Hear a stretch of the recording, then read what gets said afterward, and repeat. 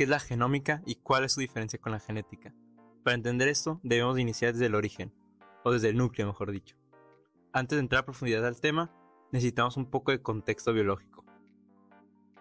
Tanto la genética como la genómica, los dos protagonistas del video de hoy, son ramas fundamentales de la biología, que es la ciencia que estudia a todos los seres vivos y sus procesos vitales.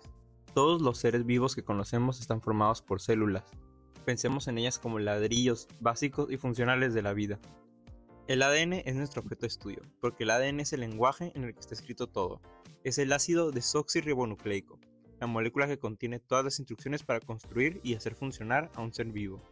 El ADN no es solo una página, sino el manual completo. Está escrito usando solo 4 letras o bases: adenina, timina, citosina y guanina. Descubrir su estructura de doble hélice fue un antes y un después dentro de la ciencia, y todo logrado gracias a Rosalind Franklin, Watson y Crick. Esto nos explicó cómo el ADN almacena información, cómo se leen estas letras para formar proteínas, el conocido código genético, que es un tema fascinante, pero va a ser un video para otra ocasión. Ahora hablemos de nuestra primera protagonista, la genética. La genética es el estudio de la herencia, y su enfoque es el gen individual. Estudia su estructura y función. Su pregunta clave es, ¿qué hace este gen? ¿O cómo se hereda este rasgo? Si el ADN es el manual, la genética se dedica a leer una sola página. Todo inició con Gregor Mendel y sus guisantes, que dio origen a la genética clásica, y es perfecto para entender enfermedades monogénicas, causadas por un solo gen, como la fibrosis quística. Pero, ¿qué pasa si queremos leer todo el manual a la vez? Aquí entra la genómica. La genómica estudia el genoma, es decir, el conjunto completo de material genético de un organismo. Para lograrlo, la genómica se basa en la secuenciación, la capacidad de leer el orden correcto de todas estas letras de ADN.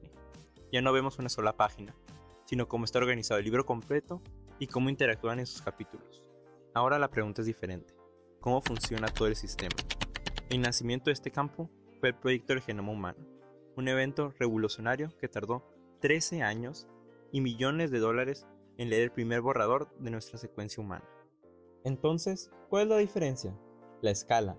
La genética es individual, mientras que la genómica es total. La genética se enfoca en el árbol, mientras que la genómica ve el bosque completo y su ecosistema. Esto es muy importante, porque mientras la genética explica enfermedades simples, donde un gen es directo culpable de enfermedad, la genómica es necesaria para entender enfermedades complejas, como el cáncer o la diabetes, donde cientos de genes interactúan entre sí. Pero, ¿por qué hablamos de esto hoy? Por el salto tecnológico. El proyecto del genoma humano usó secuenciación Sanger, que era lenta y costosa. La revolución llegó con la secuenciación masiva, o NGS. Lo que antes tardaba 13 años, hoy lo podemos secuenciar en un solo día y por una fracción del costo. Pero esto nos da un nuevo problema: datos. Por consecuencia de la cantidad enorme de datos nació la bioinformática, que usa computación potente y sistemas Linux para analizarlos. En futuros videos profundizaremos en tecnologías NGS como Illumina o lecturas largas como Nanopore. De hecho, este enfoque de estudiar el todo fue tan revolucionario que creó las ciencias ómicas. Pero, ¿por qué? Porque el genoma es solo el manual. Para entender a la célula en tiempo real, necesitamos saber qué instrucciones se están utilizando ahora.